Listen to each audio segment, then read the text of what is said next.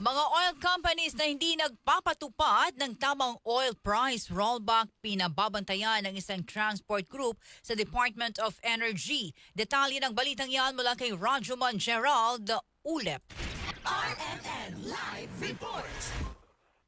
Kinalampag ng grupong Maribela ang Department of Energy o DOE ngayong may nabuburong malakihang oil price rollback sa pagtaya ng mga kumpanya ng langis na sa 7 pesos at 50 centavos hanggang 9 pesos hanggang 50 centavos ang bawat sa presyo ng kada litro ng diesel habang 4 pesos hanggang 5 pesos naman sa gasolina.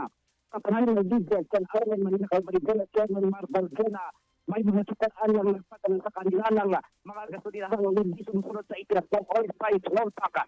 Dapat niyang tutukan ito ng DOE na oras malikinasi ang bawas ng produktong petrolyo sa isang balinggo partikular ang diesel na ginagamit ng mga jeepney driver sa kanyang kita. Inihirit pinibalbena na parusahan ng DOE ang mga kumpanya nga nananamantala sa mga consumer dahil mataas pa rin ang presyo ng petrolyo. Kung halimbawa po nagbaba ng 8 piso, yung iba po 4 na piso lang ang binababa, 3 piso sa tiran. Kaya malayong malayo doon sa talagang dinidikta nitong presyo sa merkado. Anong panawagan nyo dito sa mga gasoline station na ganito yung ginagawa, sir? Ang panawagan po natin sa Department of Energy, huwag kayong matulog sa pansitan. Baybayan itong mga oil companies at tignan po natin na pinagsasamantalahan ng taong bayan, lalo na po yung mga motorista, mga driver.